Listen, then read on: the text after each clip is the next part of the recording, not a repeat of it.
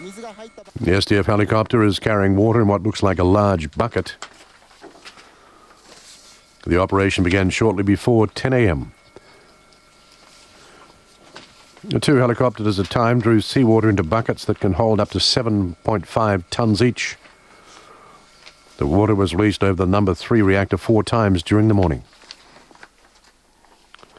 The number 3 reactor building was badly damaged by an explosion. The number 4 reactor has suffered fires over the past 2 days. Both have developed abnormalities with their pools holding spent nuclear fuel. The weather conditions as well as the radiation levels on site, after which 4 aerial spraying operations have been conducted. There are certain criteria that require to be satisfied. I believe that these conditions have been satisfied and therefore the operations have begun. In order to conduct effective spraying, it is important for the helicopters to be hovering and remain static over the reactor.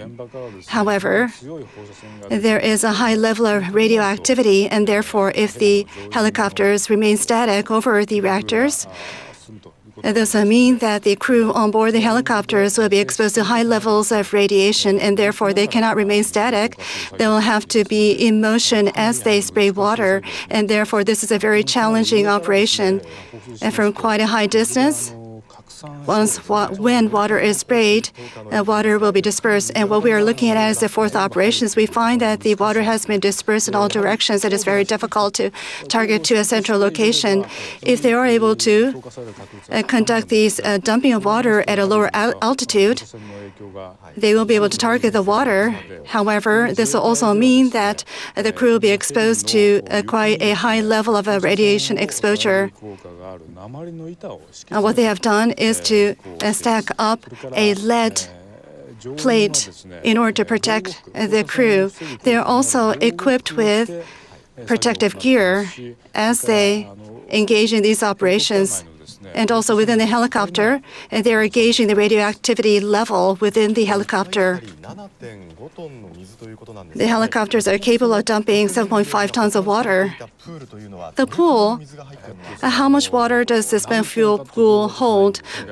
We do not know how many tons, but it carries a depth of 15 meters.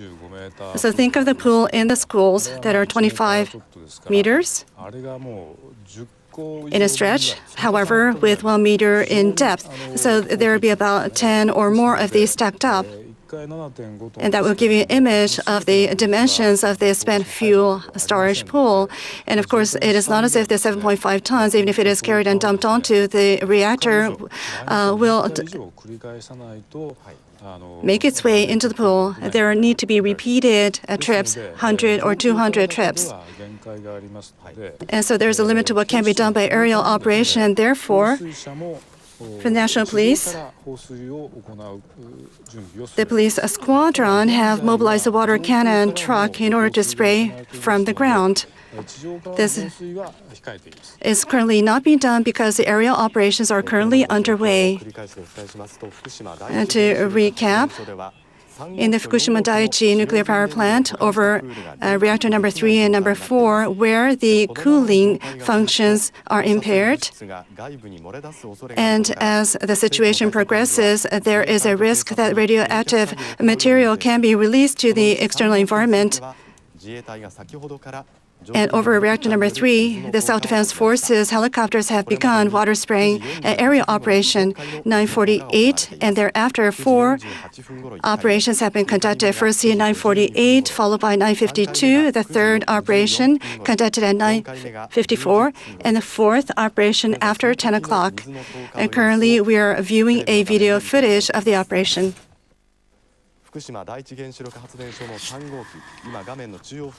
You are now watching the number 3 reactor of Fukushima Daiichi nuclear power plant.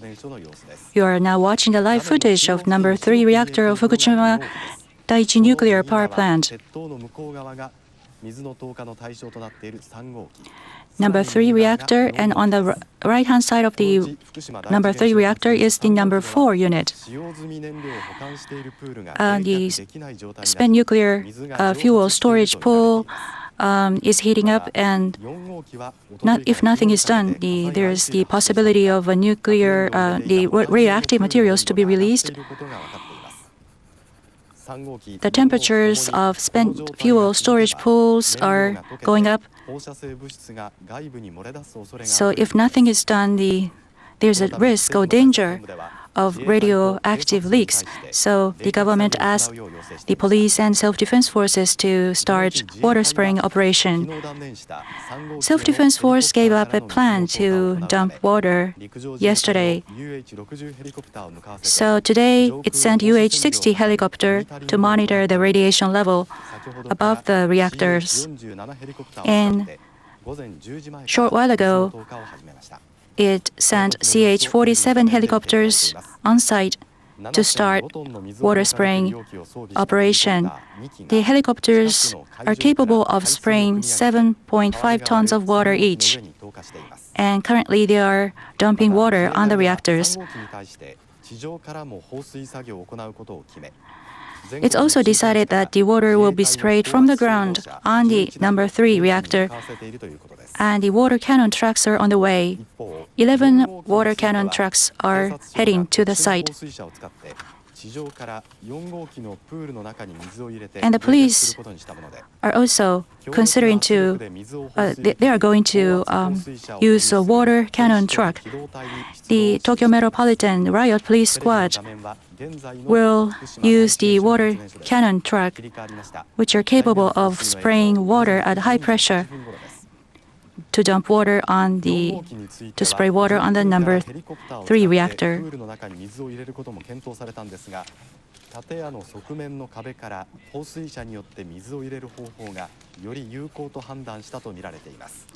Well, it has been decided that it will be more effective to use the high-pressure water cannon trucks to spray water from the side of the outer wall of the reactor.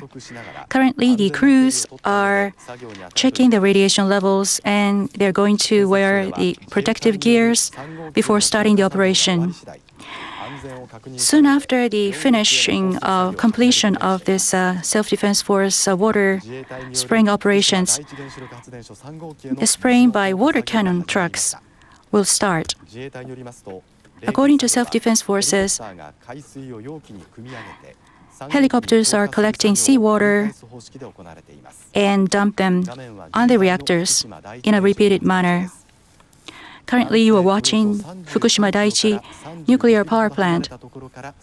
We are shooting this footage 33 kilometers southwest of the plant. CH-47 cargo helicopters are currently spraying water on the reactors, and they are collecting seawater and dropping them on the reactors. It is believed that radiation level on site is high, so the helicopters will not stay above the reactors, but they are on the move.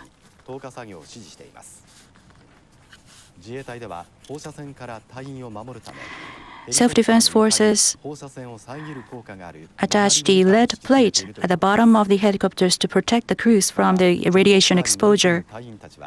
The crews on the helicopter are all wearing the protective gear, and they are also equipped with dosimeter, and they're checking the radiation exposure on real-time basis.